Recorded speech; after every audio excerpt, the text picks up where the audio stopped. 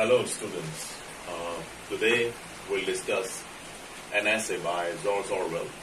The name of the essay is Politics in English Language. In this essay, Orwell has discussed about the influence of politics on the English language.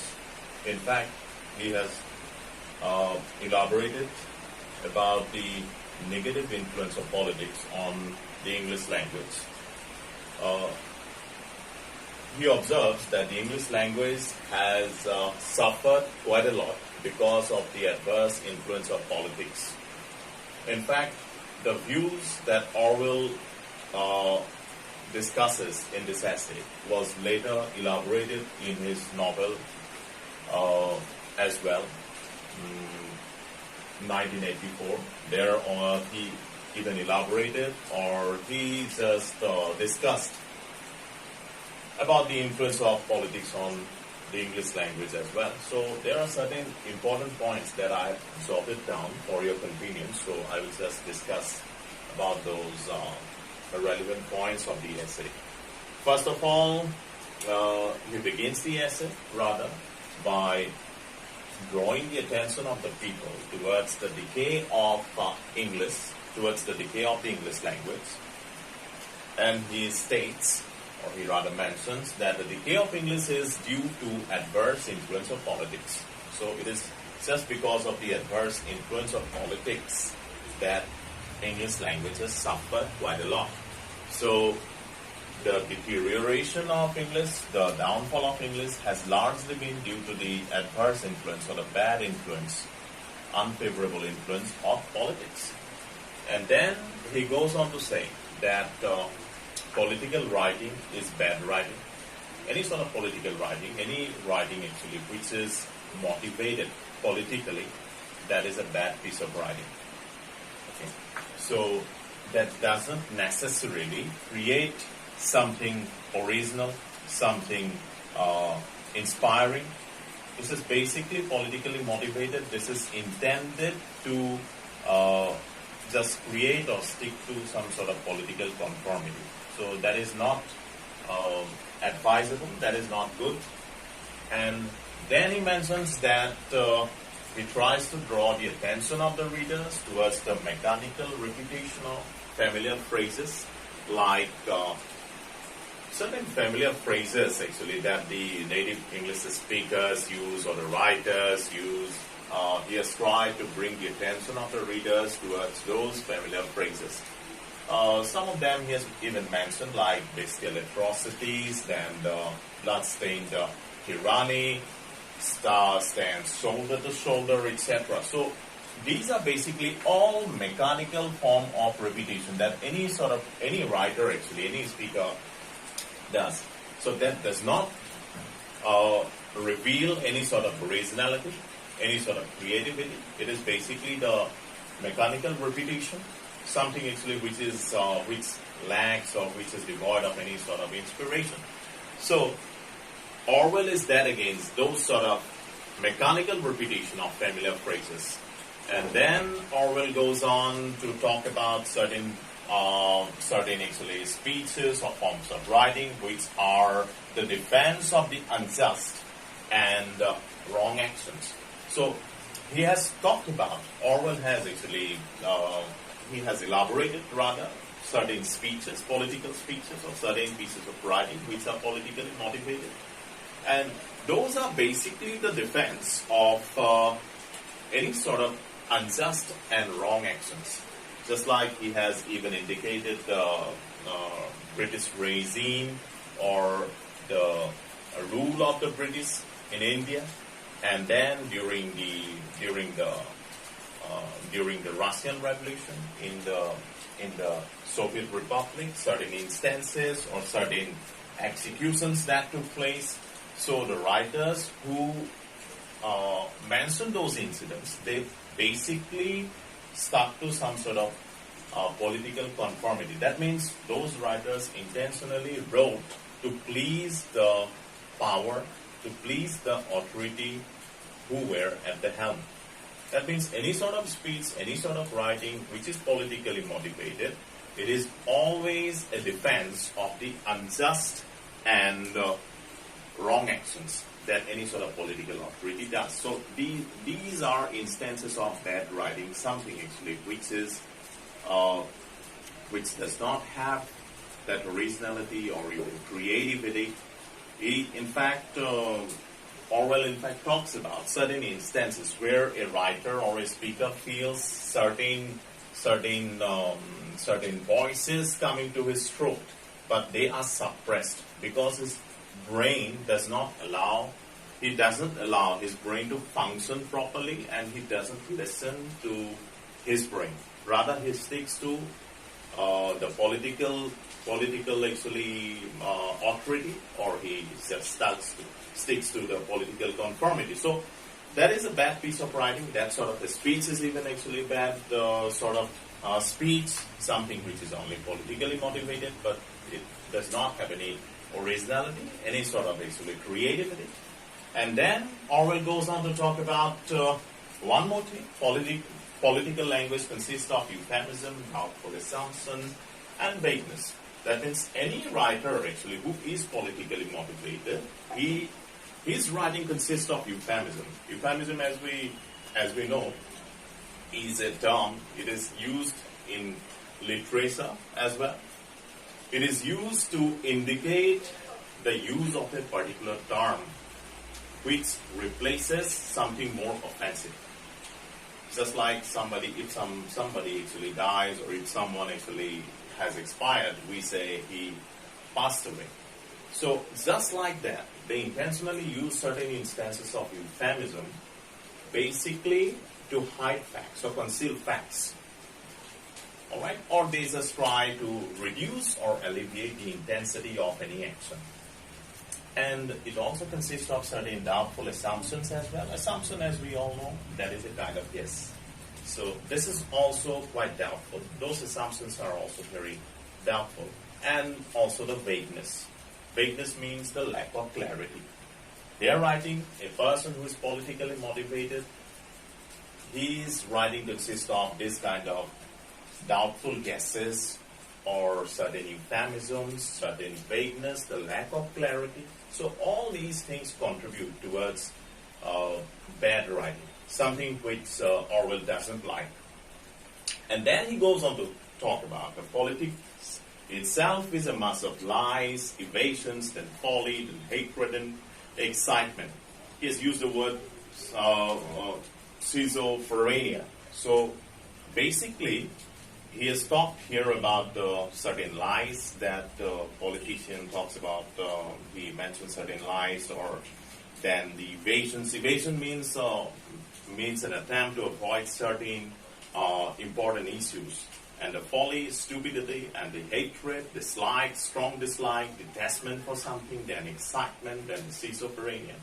So this is basically the politics itself is a mixture of, combination of, or must means a gathering of these things. So a writer who is politically motivated, he takes resort to this sort of lies, these evasions, then these stupidities, or the hatred and the excitement. So this is a combination of all these things.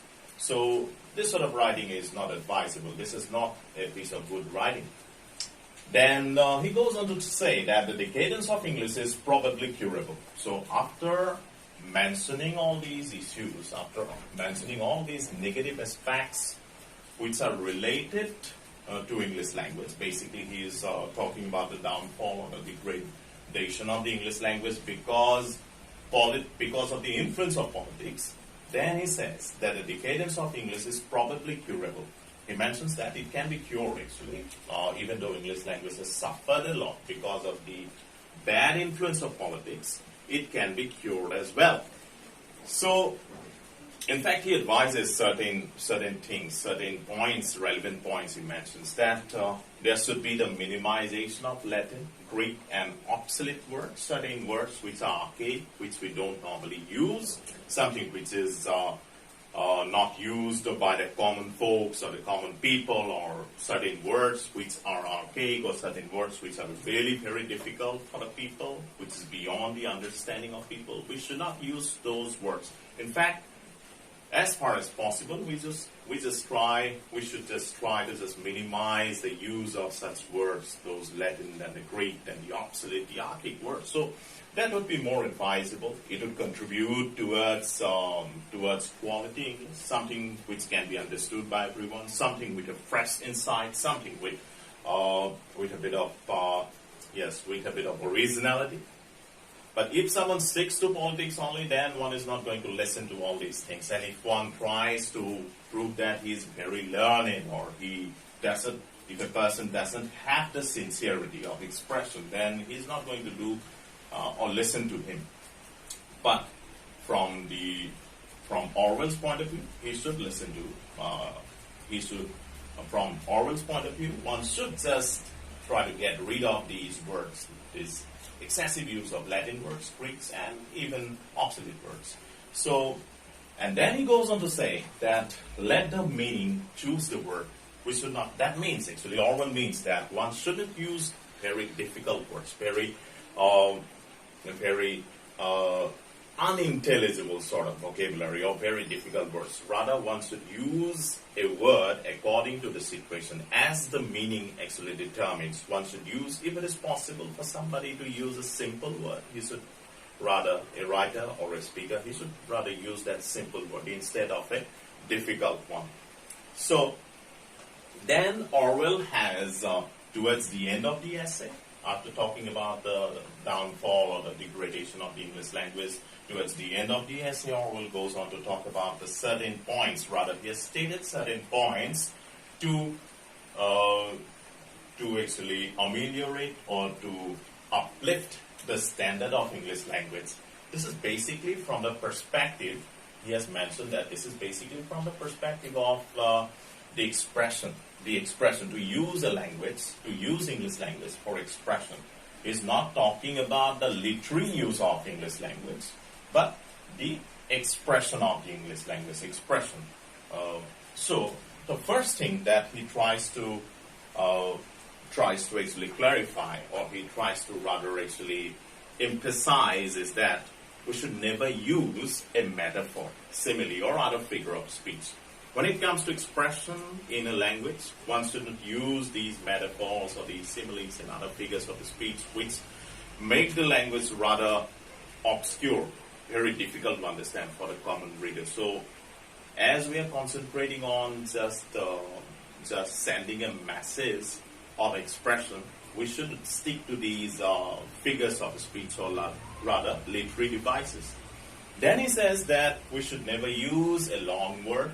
If it is possible for us to use a simple word, small word, then we should use it rather than a long word.